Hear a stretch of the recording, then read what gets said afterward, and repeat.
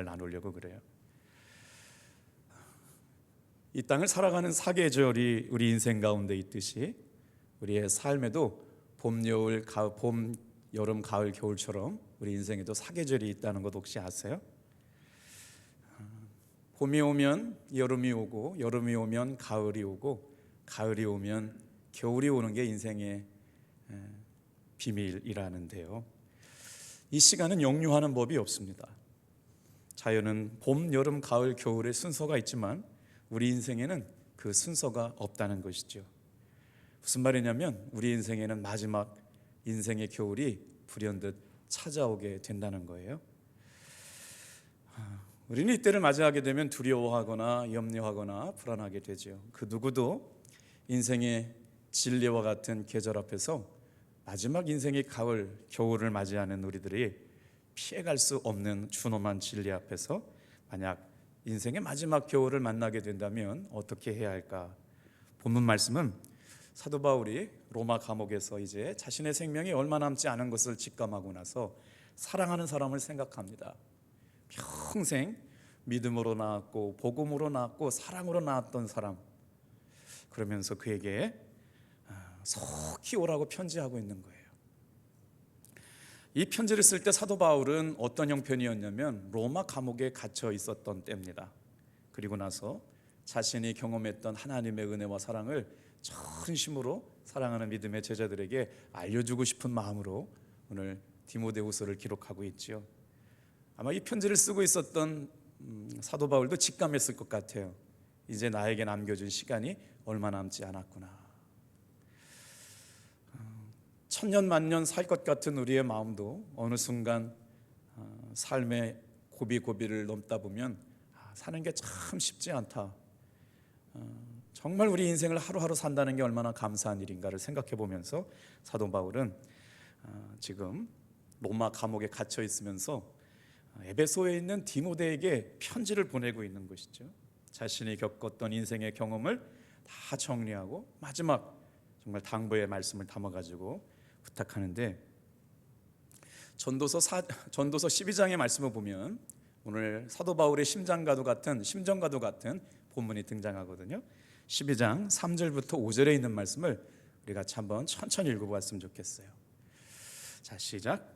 그런 날에는 집을 지키는 자들이 떨 것이며 힘 있는 자들이 구부러질 것이며 맷돌질하는 자들이 조금으로 그칠 것이며 창들을 내다보는 자가 어두워질 것이며 길거리 문들이 닫혀질 것이며 맷돌 소리가 적어질 것이며 새 소리로 말미암아 일어날 것이며 음악하는 여자들은 다 쇠하여질 것이며 또한 그런 자들은 높은 곳을 두려워할 것이며 길에서는 놀랄 것이며 살구나무 꽃이 필 것이며 메뚜기도 침이 될 것이며 종욕이 그치리니 이는 사람이 자기의 영원한 집으로 돌아가고 조문객들이 거리로 왕래하게 되밀어라. 그날이 언제예요? 인생의 마지막 날. 그때는 사람들이 영원한 집으로 돌아가고 자신의 죽음 앞에서 조문객들이 찾아와 가지고 조문하는 일들이 일어나게 될 거라고, 여러분 전도서 12장 인생의 마지막 겨울을 맞이하고 있는 우리들에게 주시는 놀라운 말씀이 아닐 수가 없어요. 전도서 기자는 오늘 이 본문의 말씀을 묵상하면서 뭐라고 얘기했냐면 인생의 곤고한 날이 있다는 거예요. 곤고한 날이 이르기 전에 묵상하고 기도하고 생각하고 인생의 마지막 날이 될지도 몰라는 인생의 겨울을 준비하는데 어떻게 준비하라고 말씀하셨을까요? 그래서 오늘 디모데후서 4장을 통해서 세 가지를 한번 묵상해 보려고 해요. 이런 곤고한 날이 이르기 전에 우리는 뭘 기억해야 될까요? 다 같이 한번 따라해 볼까요? 창조주 하나님을 기억하라. 이런 날이 오면 인생의 흥미를 잃어가요. 재미난 것도 없고 삶의 의욕도 없고 사야 할 의욕도 없고, 그래서 자꾸 인생이 곤고해지고 드라이하는 것이죠. 노년기를 맞이하면서 자꾸 우리의 마음속에는 육체의 기력은 쇠해지고 마음의 기쁨은 사라지고 삶의 의욕과 생기가 사라지고 나니까 그거를 곤고한 날이라고 그러거든요. 저와 여러분들이 나이만 들어간다고 곤고한 날이 이르기 전에 라고 말씀하시는 게 아니라 우리가 마음이 젊어도 우리 마음속에 하나님의 은혜와 생기가 공급되지 않으면 여러분, 우리의 마음은 마치 노년처럼 이렇게 삶의 의미를 잃어버리게 되는 것이죠. 날마다 하나님이 주시는 기쁨과 은혜가 저와 여러분의 마음속에 충만하시기를 축복합니다. 오늘 이 저녁이 그런 저녁 되었으면 좋겠어요. 그래서 곤고한 날이 이르기 전에 창조주 하나님을 기억하라는 거예요. 나에게 생명 주시고 사명 주시고 은혜 주시고 교회 주시고 성도 주시고 이럴 때일수록 창조주 하나님께서 나에게 맡겨주신 사명이 얼마나 귀한가요? 이렇게 보면 벌써 강림절이 되어가지고 초를 이렇게 4개 준비해 놓으셨네요.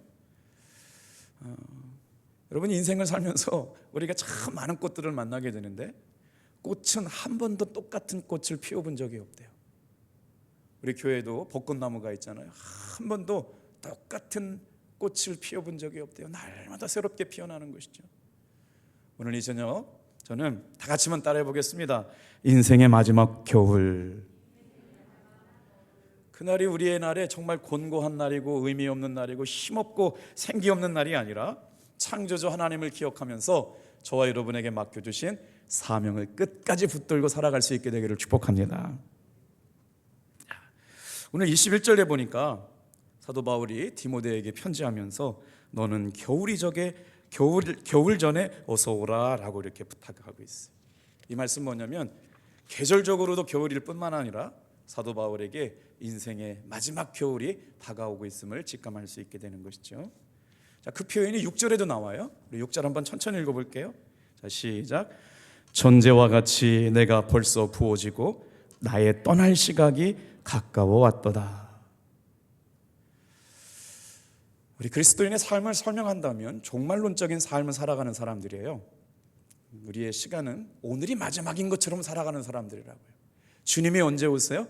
그날과 그때와 그 시를 알지 못하는 것은 주님께서 불현듯 마치 도적처럼 우리의 삶 가운데 다가오시는 것처럼 주님이 오늘 지금 당장 이 순간에 오신다고 해도 우리는 천국 갈 준비를 하고 있는 사람처럼 살아라 라고 하는 것인데, 지금 사도 바울은 자신이 하나님 앞에 드려진 제물처럼 이렇게 준비된 제물이 됐어요. 내가 벌써 부어지고 나의 떠날 시각이 가까웠도다. 최춘선 할아버지가 서울 지하철역을 다니면서 예수 천당, 정말 당신은 하나님의 나라 공주요, 하나님은 당신을 사랑하십니다, 아주 큰 부자로 태어났음에도 불구하고 예수의 사랑을 미쳐가지고 아침부터 저녁까지 전도하는 삶을 살았잖아요.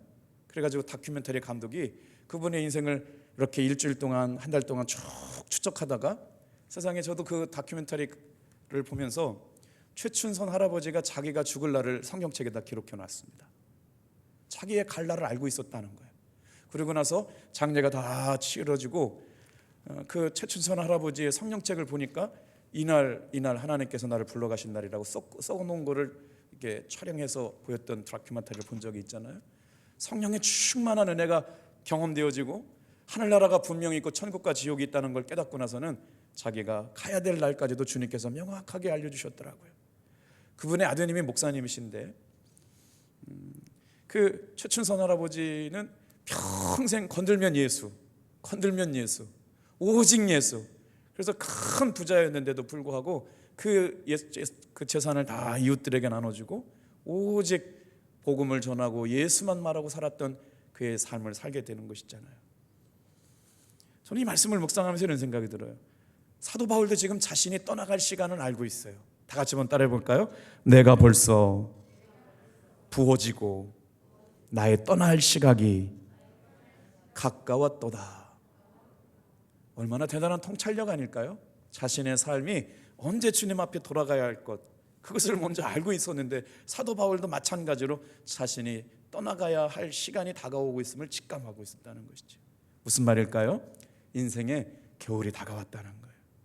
그러면서 자신도 인생의 겨울을 준비하면서 어떻게 마무리하고 예수님 안에서 신앙의 삶을 살아가는 우리 성도들에게도 어떻게 인생의 마지막 겨울을 준비할까를 가르쳐주시는 3가지를 묵상해 보려고 합니다. 다 같이 한번 따라해 보겠습니다. 사람을 준비했습니다. 오늘 본문 말씀에 나오는 여러 사람들이 등장하게 되거든요. 우리 먼저 9절 말씀, 11절 말씀 같이 한번 읽어볼게요. 자, 9절부터 먼저 읽겠습니다. 시작. 너는 어서 속히 내게로 오라. 대마는 이 세상을 사랑하여 나를 버리고 데살로니가로 갔고, 그레스게는 갈라디아로, 디도는 달마디아로 갔고. 11절 시작. 누가만 나와 함께 있느니라. 내가 올 때 마가를 데리고 오라. 그가 나의 일에 유익하니라. 다 같이 한번 따라하겠습니다. 마가를 데리고 오라. 오늘 우리 교육자들이 1박 2일로 충주에 다녀왔거든요. 거기를 가게 된 이유는 전적으로 저 때문이었어요.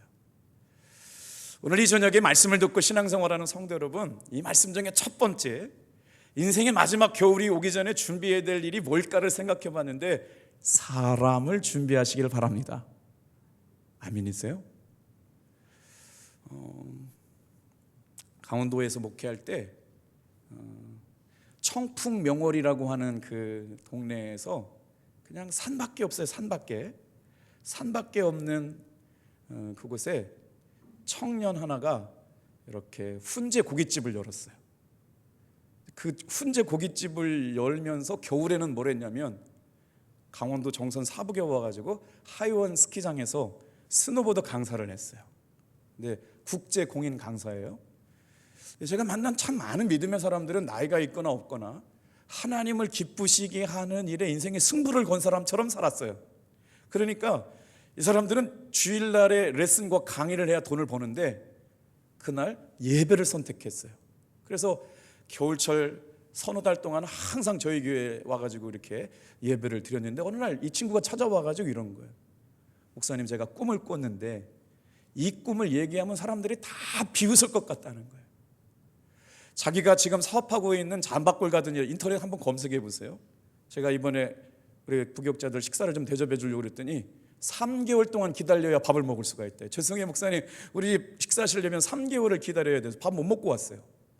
근데 그 친구가, 그 홍현선이라고 하는 형제님이 어느 날 찾아와가지고 자기가 꿈 얘기를 하는 거예요. 목사님, 이 얘기를 하면 누가 꿈 얘기를 하면 다 미친 사람이나 얘기하거나 정신 나간 사람이라고 할 것 같은데요, 목사님께는 제가 제 꿈을 한번 말씀드리고 싶습니다. 그러면서 막 얘기를 하는데, 자기가 있는 잠박골간들에 큰 무슨 건물들이 들어오고 사람들이 찾아오고 자기 사업이 막 확장하고 이 일을 위하여 하나님께 영광을 돌리는 삶을 살고 싶고, 하나님께서 물질 주시면 정말 주님의 기쁨이 되는 사람이 살고 싶고, 할렐루야. 꿈만 들었는데 구체화될 것 같은 막 저 꿈에 내가 동화되는 걸 느꼈거든요. 잠박골 가든이나 홍현선을 한번 검색해 보세요. 최근에 갑자기 통화가 돼가지고 보고 싶다고 전화가 왔길래 생각나가지고 그걸 갔는데요, 이 40밖에 안 된 청년이 지금 뭐가 되었냐면요, 서민 갑부가 됐어요. 서민 갑부가 돼가지고 저희들도 이제 오랜만에 가니까 처음 만나는 거거든요. 그래서 이제 식사는 못하지만 가서 기도해 주고 싶어가지고 어떻게 지내냐고 사업장에 갔어요. 세상에 꿈 하나밖에 없던 그 청년이, 좀 놀래보세요, 36명의 직원을 둔 사장이 되어 있었어요. 좀 놀래주셔서 감사해요. 그래서 막 우리 따졌어요. 도대체 36명의 월급을 주려면 한 달에 얼마를 벌어야 되냐. 그래서 도대체 무슨 일이 일어났냐 그랬더니, 목사님 그때 꿈꾼 거 있잖아요, 그 얘기하고 기도해 주셨던 그 기도가요, 제 삶에 다 이루어졌다는 거예요. 놀랍더라고요. 그래서 바쁘면 제가 안 만나러 가려고 그랬더니 어머니가 저한테 그래요. 목사님을 그리워하고 있다고. 오늘 여러분, 우리 교회에서 신앙생활하면서 오늘 한 가지를 집중해 볼까요? 다 같이 한번 따라합시다. 너는 어서 속히 내게로 오라. 여러분, 이 사도 바울이 누굴 보고 싶어해요? 디모데를 보고 싶어 합니다. 이제 얼마 남지 않았어요. 꼭 보고 싶은 사람이 있는 거예요. 다른 사람은 다 못 만날지 몰라도 꼭 보고 싶은, 평생에 고마운 사람, 그 사람이 생각나는 거죠. 그래서 지금 인생의 마지막 겨울이라고 생각해 봐요. 내년이 없어요. 올해 겨울이 내 인생의 마지막 겨울이에요. 사도 바울은 지금 그 심정 가지고 이 디모데후서 4장 말씀을 기록하고 있는데, 누굴 찾고 있어요? 사람을 찾고 있습니다. 그리고 자기 인생 가운데 마지막까지 함께할 사람을 준비해 놓으셨어요. 오늘 왜 교사가 그렇게 중요할까요? 왜 말씀을 가르치는 선생님, 석장님이 중요할까요? 오늘 우리 교회 안에서 하나님이 가장 기뻐하시는 말씀으로 사람을 살리고 영혼을 돌보고 기도하면서 그들을 믿음으로 낳은, 여러분, 믿음의 제자들, 충성된 사람들을 길러내릴 만큼 귀한 일이 없기 때문에. 그런데 지금 이제 보세요, 바울에게 있어서 이제 마지막이에요. 내년에 겨울은 없어요. 이제 내가 벌써 죽음의 날이 다 다가왔고 나의 떠날 시간이 가까웠을 그 직감했을 때 사람을 그리워하고 보고 싶은 사람을 찾습니다. 평생 잊을 수 없는 고마운 사람이요. 우리 교회 안에서 장로님들이, 우리 권사님들이, 우리 성도님들이 어떤 성도 누구에겐가는 평생 잊을 수 없는 고마운 사람이 되시고, 죽음이 임박하고 주님 앞에 가게 될 날이 가까워서 누군가를 생각할 때 가장 보고 싶고 먼저 생각나는 성도님들 되시길 주님의 이름으로 축복합니다. 그러려면 어떻게 돼요? 사람을 준비해야 된다고요. 자, 그러면서 누구를 기다리냐? 첫 번째는 디모데가 제일 보고 싶었는데요. 자, 이거 보세요. 데마라고 하는 사람은요, 사도 바울을 떠난 사람이거든요. 그런데 지금 11절은 지금 사도 바울이 감옥에 있잖아요. 로마 감옥에 있는데 누가가 있어요? 누가가 있어요. 누가가 있냐? 누가 있어요? 그랬더니 누가가 있어요. 이게 무슨 말이 이래? 누가 있어요? 누가가 있어요. 아, 이게 할렐루야. 누가 있어요? 누가가 있어요. 11절 같이 읽어볼게요. 시작. 누가만 나와 함께 있느니라. 내가 올 때 마가를 데리고 오라. 그가 나의 일에 유익하니라. 사도행전 13장에 보면 이 마가가 두려워가지고요, 선교 여행에서 탈락해가지고 자기만 예루살렘으로 돌아간 내용이 정확하게 나오고 있거든요. 사도행전 15장에 가면 바울의 2차 전도 여행을 할 때 또 이때 한 번, 두 번 탈락했던 게 바로 이 마가였거든요. 그때는 부끄러움이 많았던 것 같아요. 우유부단했어요. 그래서 결정하지 못했는데, 근데 나중에 가서 설명드렸잖아요. 어떻게 해요? 사도 바울에게 있어서 잊을 수 없는 평생 동역자. 그러면서 뭐라고 그러냐? 다 같이 한번 따라해 볼까요? 그가 나의 일에 유익하니라. 그런데 사도 바울에게 있어서 그 바나바와 갈라지게 되었던 결정적인 분쟁의 원인이 제공자가 누구냐면 바로 마가였거든요. 그때만 해도 마가를 2차 사도 바울이 2차 전도여행 갈 때까지만 해도, 시작할 때만 해도 마가를 그렇게 신뢰하지 않았어요. 그런데 여러분, 누가는 계속해서 사도 바울을 돕는 사람이었을 뿐만 아니라, 디모데야, 네가 에베소에서 나를 만나러 올 때 누구를 데려오느냐 꼭 보고 싶은 사람이 있는데 그 사람이 바로 마가래요. 다 같이 한번 따라해 보겠습니다. 마가를 데리고 오라. 성경을 어떻게 읽느냐 달라요. 저도 많이 읽었는데 나중에 마가만 집중해서 읽어보니까 이 마가가 사도 바울에게 너무나도 중요한 사람이더라고요. 한 교회에서 신앙생활 오래 해서 우리 장로님이 저를 그때 위해 기도해 주셔서 제가 신학교 갔습니다. 제가 그랬거든요. 교회학교 부장 장로님이 기도하시면서 매일 이름 불러가면서 말씀 가르치고 엄격하게 훈련해가지고 중고등부 대학부 가가지고 신학교 간 사람. 오늘 교회학교 어린이들이 지금 많이 모이는데 그때 만났던 부장 선생님이 나를 그렇게 사랑해 줬어요. 중고등부 시절에 만났던 그 부장 선생님 나를 그렇게 붙잡아 줬어요. 정말요. 요즘에 제가 철 들어가는 것 같아요. 한 사람의 인생을 바꿀 수 있는 사람이 누구냐? 학교의 선생님도 그럴 수 있지만 진짜 한 사람의 인생을 바꿀 수 있는 사람은 여러분, 영혼의 사랑을 가지고 말씀을 전하는 교회학교 선생님들인 줄로 믿습니다. 그 아이를 인생을 바꿔요. 그의 운명을 바꿔요. 그러니 우리가 이 땅에 살아가면서 남겨놓고 갈 중에 예수를 믿음으로 말미암아 사랑으로 한 사람 한 사람을 제자로 만들어 놓고 가는 충성된 제자를 기르는 사람들만큼 멋진 사명이 어디 있을까요? 지금 사도 바울이 이렇게 이름 부르고 있는 사람들 지금 불러볼까요? 디모데, 누가, 마가 다 사도 바울의 생명건 제자들이었어요. 믿음으로 낳은 믿음의 진짜 제자들이었어요. 그러니까 이제 죽음이 임박해가지고 그 사람 한번 얼굴 보고 싶은 거죠. 어떻게 성장했는지, 어떻게 발전했는지, 어떤 믿음의 삶을 살아내고 있는지 보고 싶은 거예요. 그런 마음으로, 자, 마가는 마가복음의 기록자이고 예루살렘 교회의 중심에 바로 마가의 다락방의 주인공이 바로 마가였어요. 마가는 1차 선교 여행을 떠날 때 따라났지만 심약한 관계로 중간에 집으로 되돌아가 버리고 바울에게 크나큰 실망을 안겨주었던 것으로 인해서 바울과 바나바가 2차 선교 여행을 시작할 때 여러분 분열의 원인 제공자가 바로 마가였어요. 근데 그 마가는 계속 성장하고 은혜 가운데 성장해서 사도 바울이 이제 로마 감옥에서 순교를 앞두고 있을 때 가장 보고 싶은 사람이 디모데의 이름을 불렀지만 마가를 데리고 오라, 마가를 데리고 오라. 오늘 이곳에서 예배하고 찬양하고 기도하는 성도 여러분, 누구에겐가 평생, 다 같이 한번 따라해 볼까요? 누구에겐가 평생 잊을 수 없는 고마운 사람. 교회 안에 그런 사람들이 많았으면 좋겠어요. 진짜요. 이야, 탑동교회 갔더니 그런 분이 계셨다. 저한테 지금 교회 소식을 얘기해 줄 때 그런 분들이 계시더라고요. 너무 살기가 어려워가지고 탑동교회 등록을 했는데 정말 이름도 없이 빚도 없이 매주마다 밥을 사주셨던 고마운 분이 있더라는 거예요. 탑동교회 정착한 이유가 그분이 너무 어려울 때 정말 조건 없이 자기를 초대해서 밥을 사주고 위로해주고 응원해주면서 오늘까지 자기가 탑동교회 신앙생활을 했다. 고마운 사람을 잊을 수 없다. 그 말을 들을 때 야, 우리 탑동교회 정말 멋지구나. 사랑하는 성도 여러분, 저와 여러분의 인생 가운데 저를 만난 것 때문에 인생이 바뀌고 우리 사랑하는 성도님들을 만난 것 때문에 인생이 바뀌었다고 하는 사람들이 많아지기를 주님의 이름으로 축복합니다. 그런데 이거는 하루아침에 안 된다는 거예요. 인생을 건 투자예요. 사도 바울이 여러분 디모데를 얻을 때 믿음으로 내가 널 낳았다고 하는데 인생을 건 승부였어요. 하루아침에 제자는 길러지지 않아요. 믿음의 아들 딸은 길러지지 않아요. 어렸을 때부터 꾸준히 전심을 다해서 사랑했다는 것이죠.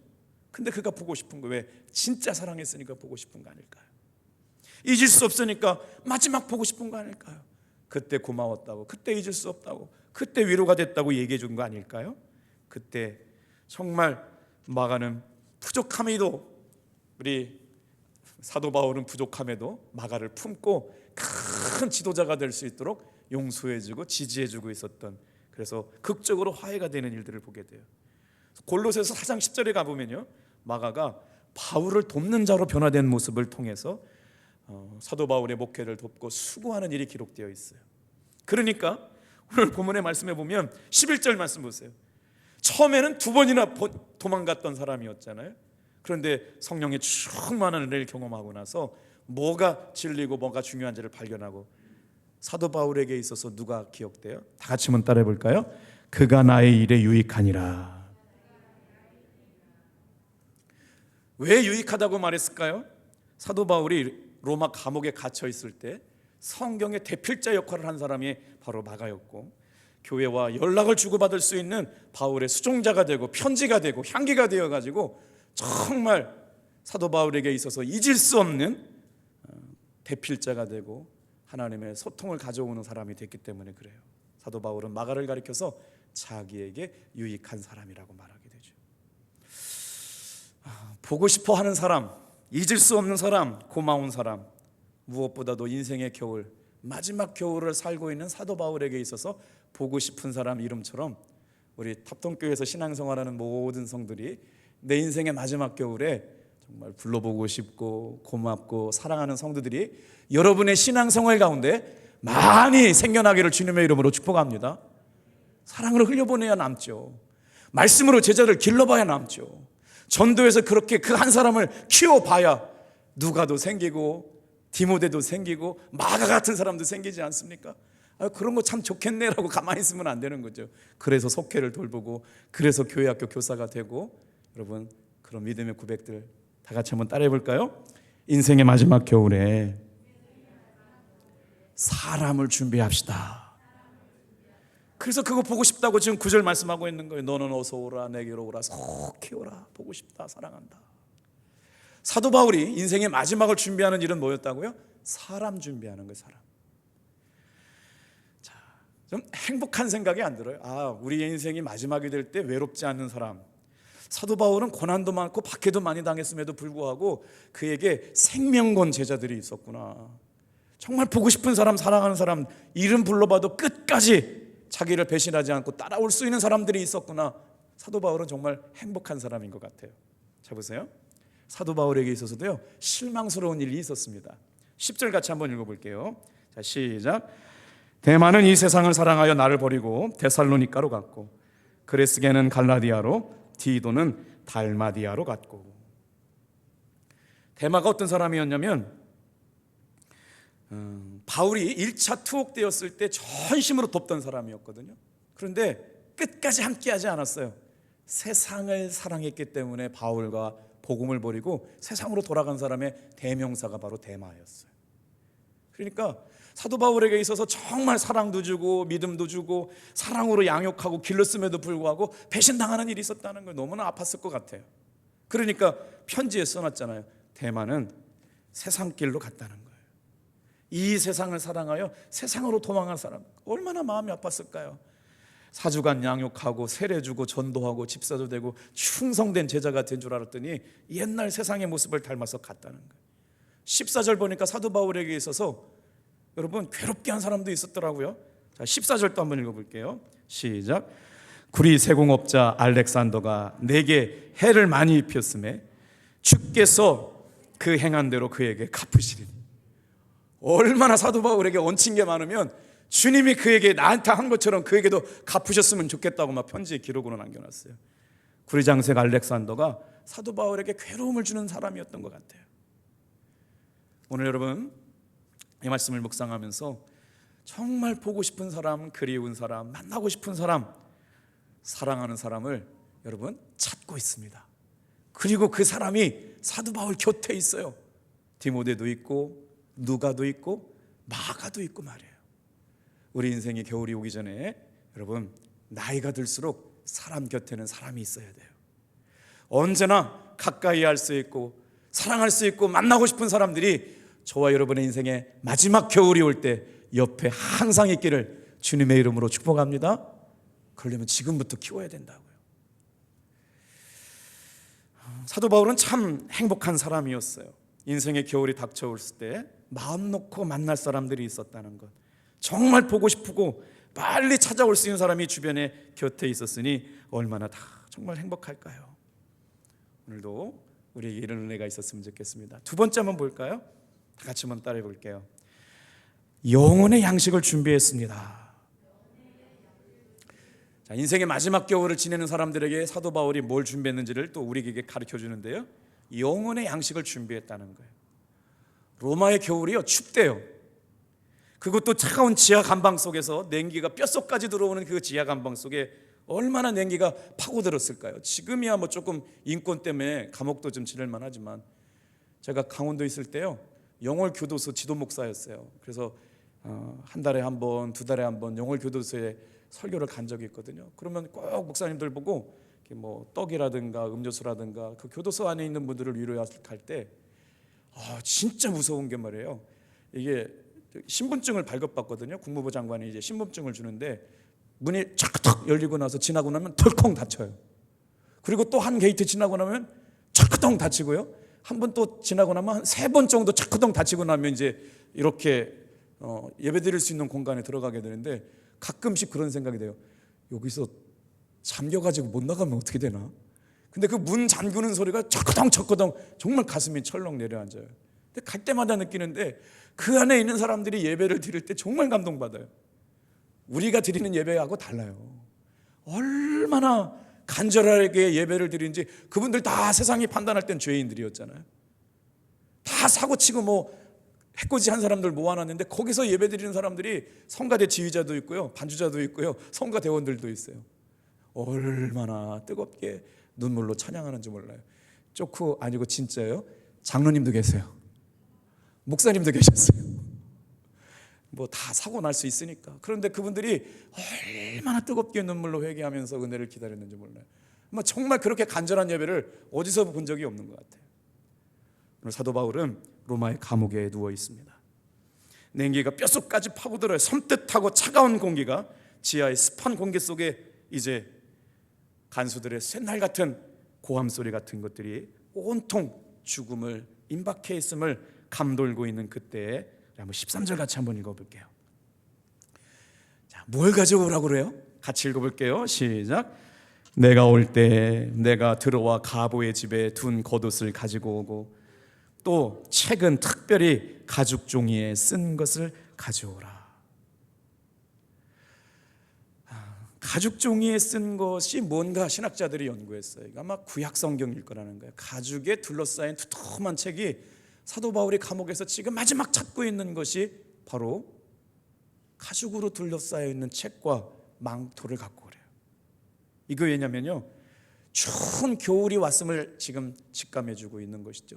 이게 이불로 쓰려고 하는 거예요. 그런데 그와 함께 특별히 가죽 종이에 쓴 것을 가지고 와라. 겉옷은 망토로 겨울에 외출할 때도 쓰고 잠잘 때 이불로 덮으려고 추우니까 말이에요. 그런데 더 중요한 게 뭐냐, 가죽 종이에 쓴 책을 가져와라. 아마 이것이 구약 성경일 것이라고 말한 거예요.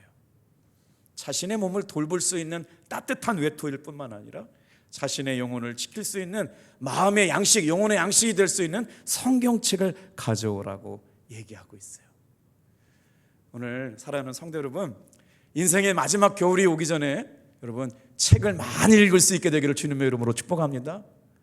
어제 새벽 기도를 마치고 나서 이제 2023년 목회 계획을 준비해 가지고 제가 한 10권 정도 책을 가지고 있고 새벽에 와 가지고요, 참 신기해요. 단숨에 한 1시간 안에 책을 3권 읽었어요. 그리고 나서 2023년 하나님이 주시는 비전이 이거구나라고 제가 기도의 응답을 받았거든요. 그러니까 사도 바울에게 있어서 자신의 인생의 마지막 겨울은 놀랍게도 말씀과 책으로 자신의 인생을 마무리하고 있는 거예요. 자신의 마음을 따뜻하게 해주면서 디모데에게 자신의 몸을 돌볼 수 있는 외투와 마음의 영혼을 달랠 수 있는 책을 부탁했다는 것. 인생의 황혼이 깊어지면 깊어질수록 답동교회 성도들은 책을 많이 읽으실 수 있게 되기를 축복합니다. 스코틀랜드의 보너 목사님이 이런 말씀을 하셨어요. 성경 애찬가라는 말이거든요. 내가 피곤할 때 성경은 나의 침대가 되고, 어두움이 있을 때 성경은 나의 빛이 되고, 내가 줄일 때 성경은 나에게 생명의 떡이 되었노라. 두려울 때 성경은 나의 방패가 되어 주었고, 내가 병들었을 때는 고쳐주는 양약이 되었고, 고독할 때는 성경에서 나의 많은 친구들을 얻었노라.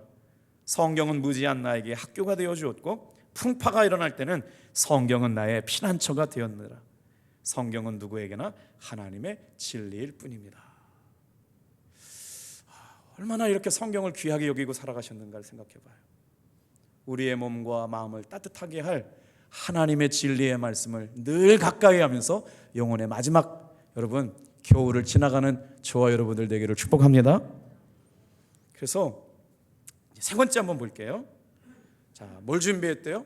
사람을 준비했어요. 그리고 말씀을 준비했어요. 그 다음에 따라해 볼까요? 영혼의 마지막 때를 준비했습니다. 인생의 마지막 겨울을 지나고 있는 사람들에게 정말 중요한 게 뭘까요? 임박한 죽음 앞에서 영혼의 마지막 때를 준비하고 있는 사도 바울의 모습. 올해도 정말 쏜살같이 지나갔잖아요. 그래서 2022년을 마무리하고 이제 2023년을 준비할 때 우리의 삶에 영혼의 마지막 때를 준비하는 사도 바울을 통해서 은혜 받으려고 그래요. 자, 봄이 오고에 겨울을 지나기만 하면 되지만 자연은 그렇게 봄, 여름, 가을, 겨울이라는 순서를 따라오지만 우리의 인생에는 순서가 없고 거꾸로 가지도 않습니다. 우리 인생의 끝은 성경이 뭐라고 말씀하고 있어요? 히브리서 9장 27절 다 같이 한번 따라해 볼까요? 한 번 죽는 것은 사람에게 정해진 것이요 그 후에는 심판이 있느니라. 성경 말씀에 이런 말씀 없으면 좀 신앙생활 재밌게 할 수 있지 않을까요? 근데 성경은 무섭게 인생의 끝이 있다는 거예요. 심판이 있다는 거예요. 한 번 죽는 것은 사람에게 정하신 것인데 그 후에는 심판이 있어요. 부활의 영생으로 아니면 영원한 저주로 흑암의 권세가 자리하고 있는 여러분 지옥이 있고 영생을 누리게 되는 천국인데 우리가 신앙의 겨울을 맞이하면서 마지막 죽음과 하나님의 공정한 심판이 있음을 믿으면서 다 같이 한번 따라해 볼까요? 영혼의 마지막 때를 준비하라. 그래서 어떻게 준비하냐고요? 요한복음 1절에서부터 요한복음 1장 1절에서부터 14장 1절에서부터 4절까지 읽고 마칠게요. 인생의 겨울이 닥쳐왔을 때 영혼의 마지막 때를 어떻게 준비하냐고요. 같이 읽어보게요. 시작. 너희는 마음에 근심하지 말고 하나님을 믿으니 또 나를 믿으라. 내 아버지 집에 거할 곳이 많도다. 그렇지 않으면 너희에게 일렀으리라. 내가 너희를 위하여 처소를 예비하러 가노니 가서 너희를 위하여 처소를 예비하면 내가 다시 와서 너희를 내게 영접하여 나 있는 곳에 너희도 있게 하리라. 내가 가는 곳에 그 길을 너희가 알리라. 그랬더니 도마가 가시는 길을 알지 못하겠다고 보여달라고 그래요. 예수님의 대답이 뭐예요? 내가 길이요 진리요 생명이라고. 여러분, 이 영어적 표현에는 뭘로 표현되냐면요, 정관사 더가 붙어 있대요. the through, the way. 그러니까 그거밖에 없는 거예요. 한 길이요, 그 길이요, 오직 그 길이요, 진리, 생명, 길. 예수님만이 우리의 영혼의 인생의 마지막 준비가 될 줄로 믿습니다. 우리의 인생의 마지막이 다가오기 전에, 인생의 겨울이 오기 전에 여러분, 좋은 사람, 아름다운 사람, 소중한 사람 길어낼 수 있는 일이 시작되기를 바라고, 늘 말씀을 묵상하고 또 영혼의 마지막 때를 준비하는 저와 여러분들 되시길 축복합니다. 우리 한번 이 찬양하시면서 뜨겁게 기도했으면 좋겠어요.